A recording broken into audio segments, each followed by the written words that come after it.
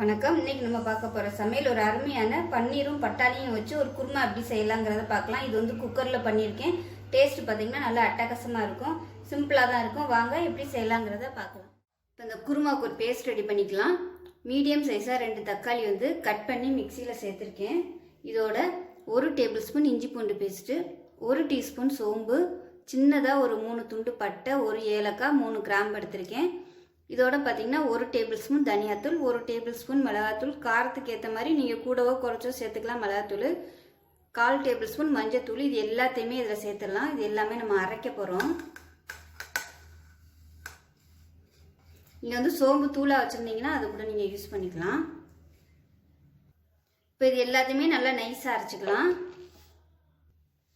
இப்போ அடுத்ததாக ஒரு தேங்காய் பேஸ்ட் ரெடி பண்ணிக்கலாம். இதில் பார்த்தீங்கன்னா ஒரு 1/4 மூடி துருவின தேங்காய், 1/4 டீஸ்பூன் கசகசா, 10லேருந்து ஒரு 15 முந்திரி பருப்பு எடுத்திருக்கேன். இது 3யுமே தனியாக அரைச்சிக்கலாம். முந்திரி பருப்பு சேர்த்திங்கன்னா தான் உங்களுக்கு வந்து இந்த குருமா நல்ல ஒரு ரிச்சான டேஸ்ட் கிடைக்கும். அதனால் கண்டிப்பாக சேர்த்துக்கோங்க. இப்போ இது 3யும் நல்லா நைஸாக அரைச்சிக்கலாம்.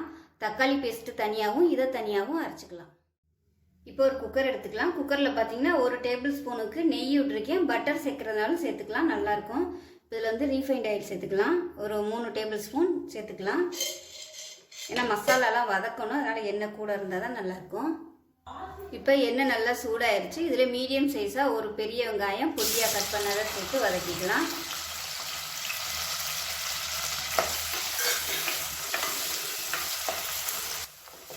வெங்காயம் நல்லா வதங்கிச்சு பாருங்கள். இந்த ஸ்டேஜில் நம்ம அரைச்சி வச்ச இந்த மசாலா பேஸ்ட்டை சேர்த்துக்கலாம். அவ்வளோ வாசமாக இருக்குது இந்த மசாலா. மீடியமான ஃப்ளேமில் இந்த மசாலாவை நல்லா எண்ணெய் பிரிஞ்சு வர அளவுக்கு வதக்கிக்கலாம். பக்கத்தில் வந்து ஒரு 3 டம்ளர் தண்ணி ஊற்றி தண்ணி வந்து சூடு பண்ணி வச்சுக்கோங்க. இப்போ பாருங்கள் மசாலா நல்லா வதங்கி எண்ணெயெல்லாம் விட ஆரம்பிச்சிருச்சு. இந்த ஸ்டேஜ் வரைக்கும் நீங்கள் வதக்குனீங்கன்னா தான் அந்த குருமா வந்து டேஸ்ட்டாக இருக்கும். இப்போ வந்து தண்ணி சேர்த்துக்கலாம்.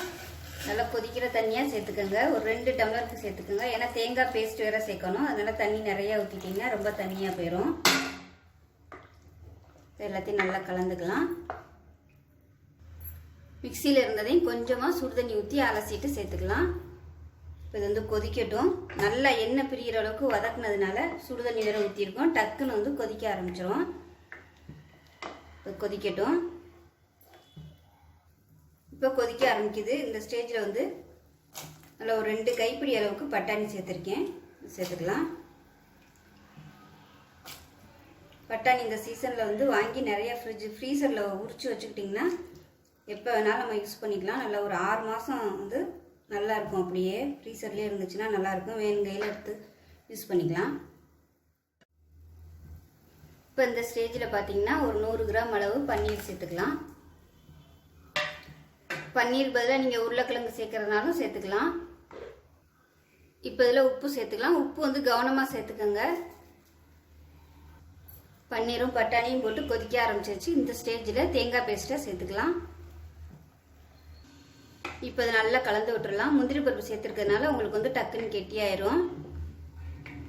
பன்னீர் சேர்த்துருக்கிறதுனால ரொம்ப போட்டு கிளற வேணாம். விருப்பப்பட்டால் நீங்கள் பட்டாணியை வந்து தக்காளி பேஸ்ட்டோடு நீங்கள் நல்லா வதக்கிட்டு தண்ணியை ஊற்றிட்டு அதுக்கப்புறமா பன்னீரை சேர்த்துக்கலாம். பன்னீர் சேர்த்துட்டு கிளறினோம்னா உடஞ்சி போயிடும். அதனால தான் கொதிக்கையில் போட்டிருக்கேன். இப்போ வந்து உப்பெல்லாம் செக் பண்ணி பார்த்துட்டு பத்தலைன்னா உப்பு போட்டுக்கலாம்.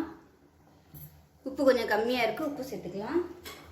இப்போ இந்த ஸ்டேஜில் என்ன பண்ணுறோன்னா கொஞ்சமாக கஸ்தூரி மேத்தி வந்து சேர்த்துக்கலாம். இது வந்து ஆப்ஷனல் தான். இருந்துச்சு வச்சுருந்தீங்கன்னா சேர்த்துக்கோங்க. நல்ல ஒரு வாசனை கொடுக்கும். இதை நல்லா கலந்து வச்சுட்டு மூடி வச்சிடலாம். மூடி வச்சுட்டு அடுப்பு வந்து மீடியமாக இருக்கட்டும். ஹையில் இருக்க வேணால் மீடியமாக வச்சு ஒரு 3 விசில் விட்டுட்டு ஸ்டீம் போனதுக்கப்புறம் பார்க்கலாம். விசில் விட்டு ஸ்டீம் போயிடுச்சு. குருமா அப்படி இருக்குன்னு பார்க்கலாம். பாருங்கள் சூப்பராக வந்திருக்கு. நல்லா மிக்ஸ் பண்ணி விட்டுலாம். கரெக்டான அளவில் இருக்குது. நல்லா கெட்டியாக, அதாவது கரெக்டாக இருக்குது. ரொம்ப கெட்டியாக இல்லாமல் ரொம்பவும் தண்ணியாக இல்லாமல் சூப்பராக இருக்குது. ஆறுச்சுன்னா கொஞ்சம் அப்படியே திக்காகும். அவ்வளோதான். நம்ம கடாயில் விட்டு கொதிக்க விட்டோம்னா கூட இந்த அளவுக்கு மசாலாலாம் வெந்து வராது. ரொம்ப நேரம் ஆகும். நம்ம இந்த மாதிரி குக்கரில் வைக்கும்போது சூப்பராக இருக்கும். டேஸ்ட்டுமே பார்த்திங்கன்னா நல்லாயிருக்கும். பட்டாணியெல்லாம் நல்லா வெந்துருச்சு. பன்னீர் பார்த்திங்கன்னா நல்லா சாஃப்டாக இருக்குது. பாருங்க எந்த அளவுக்கு சாஃப்டாக இருக்குன்னு. பஞ்சு மாதிரி இருக்குது பன்னீர். சப்பாத்திக்கு தொட்டு சாப்பிட்டோம்னா அருமையாக இருக்கும். ஸோ இதே மாதிரியே செஞ்சு பாருங்கள். செஞ்சு பார்த்துட்டு எப்படி வந்துச்சுங்கிறத சொல்லுங்கள். வீடியோ பிடிச்சிச்சுன்னா லைக் பண்ணுங்கள், கமெண்ட் பண்ணுங்கள், சேனலை சப்ஸ்கிரைப் பண்ணுங்கள், பக்கத்தில் உள்ள பெல் பட்டனையும் ப்ரெஸ் பண்ணுங்கள். நன்றி.